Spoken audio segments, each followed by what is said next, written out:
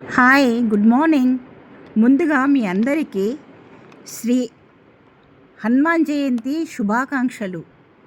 మీ అందరూ హనుమాన్ జయంతి శుభాకాంక్షలు. మీ అందరూ ఎలా జరుపుకున్నారు ఫెస్టివల్ హనుమాన్ జయంతి? బాగా జరుపుకున్నారే అని అనుకుంటా. మేము కూడా బాగానే జరుపుకున్నాము.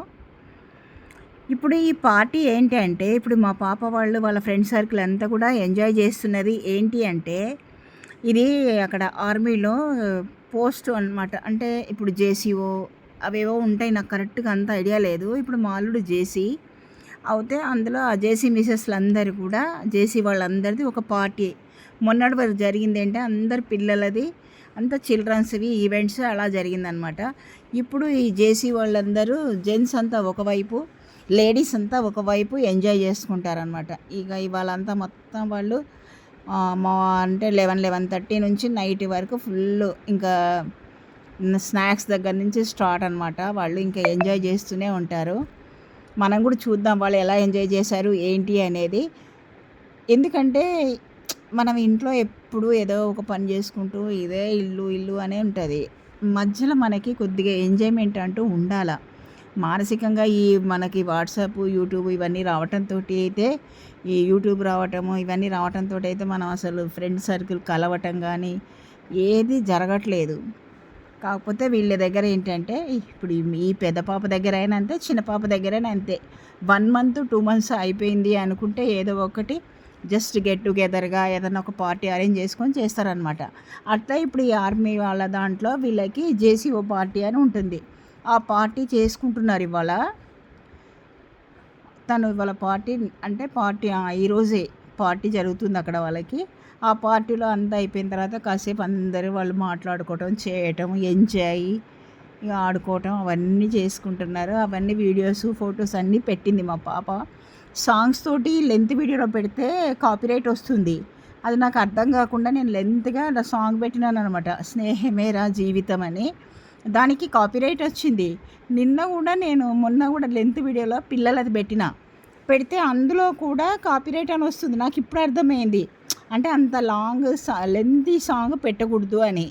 అందుకని చెప్పి నేను వాయిస్ అయితే ఇస్తున్నాను.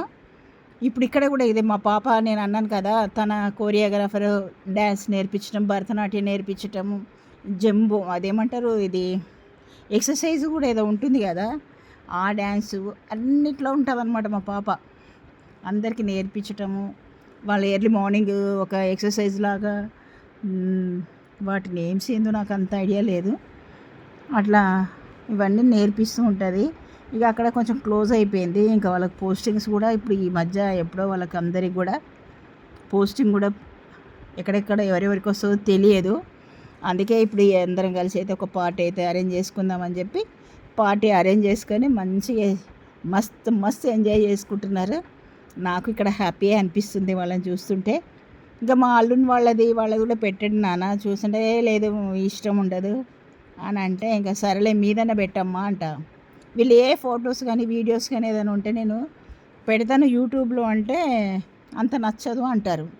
ఇంకా నేనే వాళ్ళని ఒప్పించి ఇంకా పెట్టుకుంటాను, ఎప్పటికీ మనకి గుర్తుంటుంది కదా అని చెప్పేసి ఇంకా నేనే వాళ్ళను ఇది చేసుకొని పెట్టేసుకుంటాను. ఎట్లా ఉంది ఏంటి మా పాప వాళ్ళ పార్టీ, అందరు ఎంజాయ్ చేయటం ఎలా అనిపిస్తుంది